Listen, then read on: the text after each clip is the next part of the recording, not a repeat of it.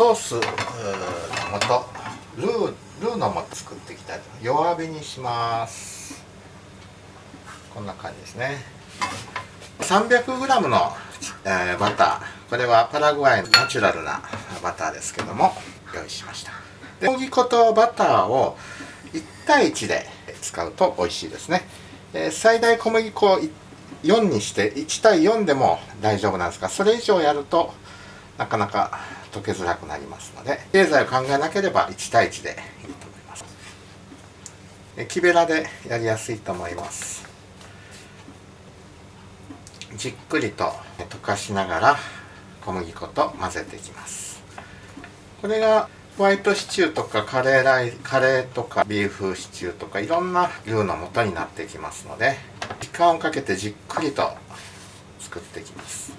家庭用でしたらこれストックでだいぶ冷凍で保存して使いますので、たくさんいっぺんに作りますけど、家庭用で1食用でしたら本当にわずかもっと少なくてですね、50g ずつとか 30g ずつとか、1食分だけでしたらその時のレシピのメニューに合わせて作っていいと思います。今日はこれを保存したいので、ホワイトシチュー用のベシャメルソースの元になります牛乳とか混ぜて作る白いルーの素と、それを時間をかけてさらに焦がしていった褐色系のルーの素を作っていきたいと思います。オーブンで作る方法もあるんですけど、今日はフライパンでこれを作っていきます。コックさんなんかオーブンで作ったりもしますね。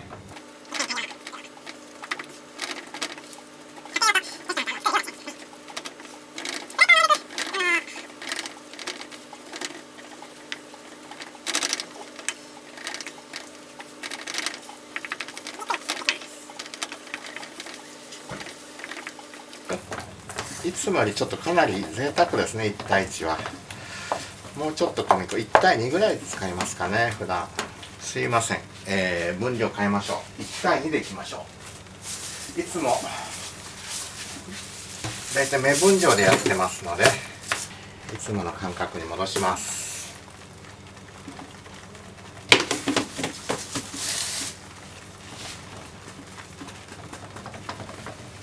1対2でいきますね。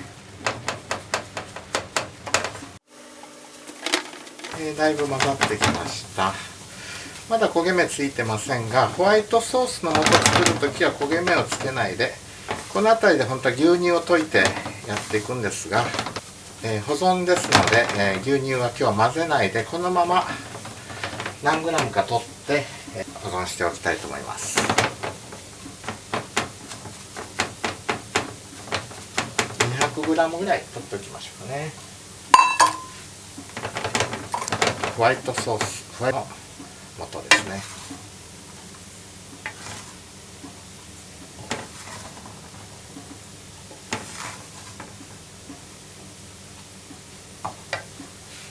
はい、ちょうどですね 200g。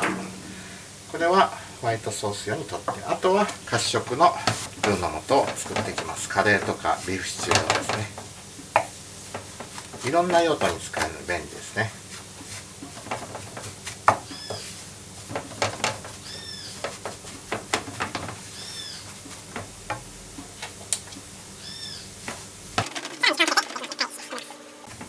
バターは無塩バター使ってもいいですし、塩の入ったバターどっちでも構わないです。このナチュラルなパラグアイのバターは塩が入ってないのですね。舐めてみてもしょっぱくありません。ですのでここに塩を加えてもいいんですが、クッキングノートのレシピには塩を加えるように書いてますが、それは料理を作る時ですので、このまま保存して料理を使う時に塩加減は調整していきます。だんだん色が茶色くなってきました。クッキーの匂いがしてきます。どんどん変化していきますので見ててくださいね。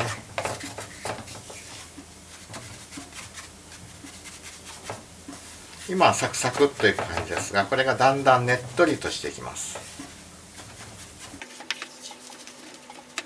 私はカレー作るの得意なんですが、もう一番得意な分野と言ってもいいんですが、特製カレーはですねちょっと手間がかかるので、今日はやめておきまして、これで簡単にさっと作れるカレーを後で作りたいと思います。特製カレーはまた次回いつかご紹介したいと思います。秘伝を紹介します。この茶色くなったホワイトソースを作ってもいいんですけども、ちょっと色が白くはなくなってきますね。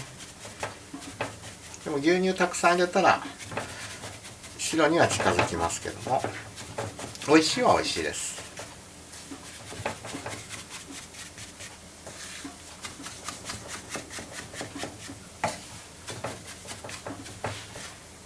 ホワイトソースの色を比べてみてください。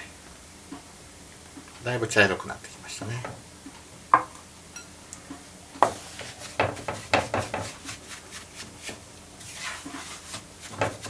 でもまだまだです。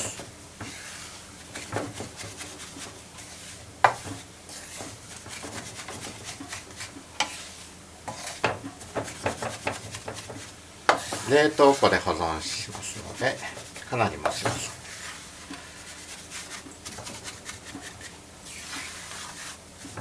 いい匂いになってきました。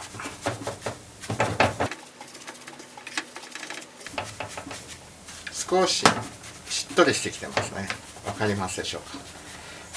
サクサクサクがしっとりと感触が変わってきてます。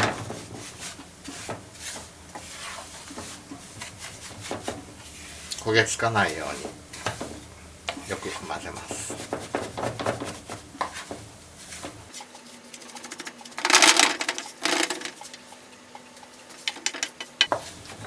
これはとろみを料理に出すためなので、そんなに分量を気にしなくていいんですね。分量を測ってというよりも、そのとろみ具合を考えながらそれぞれの料理に使っていくという感じですので、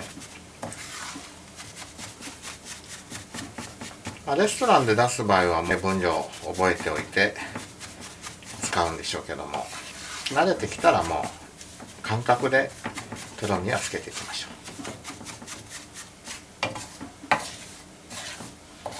ですからこれを作る時もいい加減で1対1から1対4の間でバターと小麦粉を配合して作っていただければよろしいかと思います。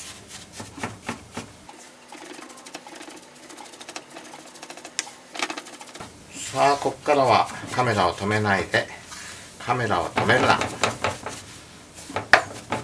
きますね。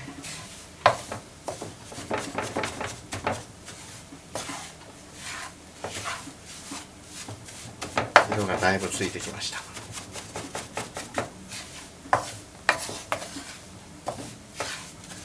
ちょっと火が強いかな。もう少し入れます。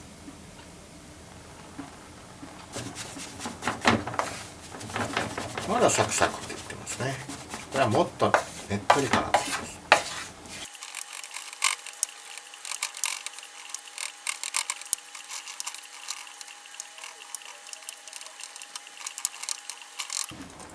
ホワイトソースのルーの素と比べるとこんなに色が変わってきました。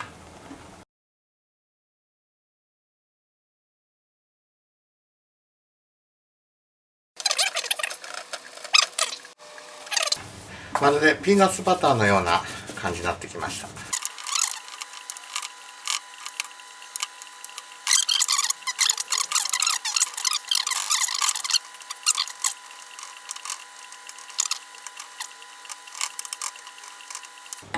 クッキングノートに書いてあるレシピの方は私の父が編集して書いたものですけど、今このやり方っていうのはどちらかというとコックだった叔父のやり方ですね。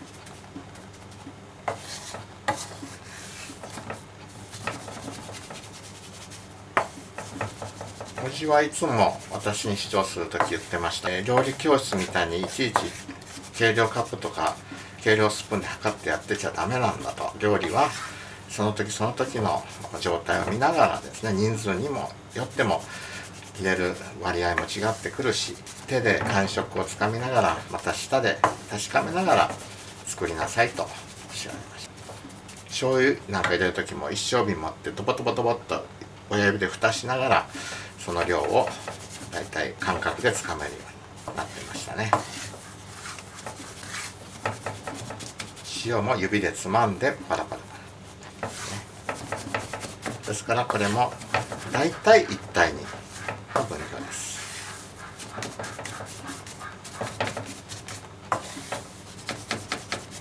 完成に近づいてきました。液状化してきました。ホワイトルートの色の違いです。動画の編集ももっと上手くなればいいんですけどね、勉強はこれからしていきます。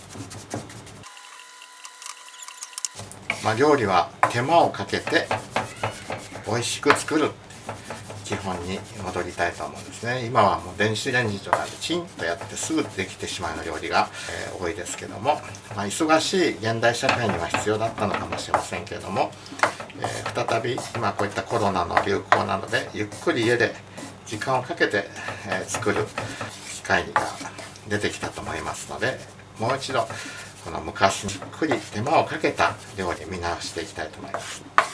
やっぱり手間をかければかけるほど美味しいものもできます。はい、だいたいこんなところで今日は完成にしたいと思います。火を止めて出来上がり、これで完成です。これを、冷まして後でジッパーと袋に入れて、その時使いやすいようにパキッと折れるぐらいの薄さにしておいて使っていきます。はい、完成です。出来上がったルーの素を袋に入れて冷凍庫に保存していきます。まずこちらはホワイトソースの素ですね。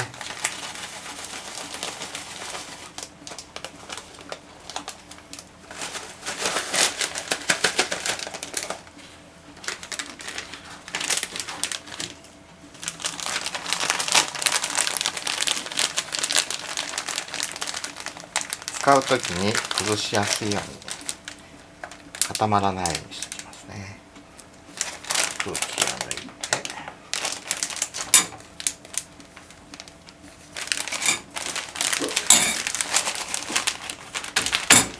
こんな感じで冷凍庫に保存します。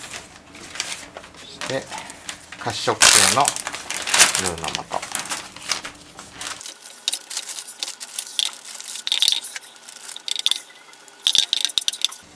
今日ちょっと料理に使うのでこれぐらい置いときます。空気が入らないようにで、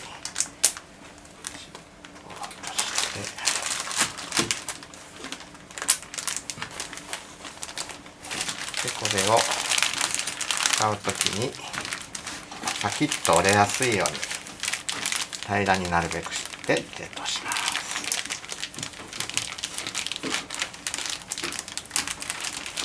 こんな感じで保存します。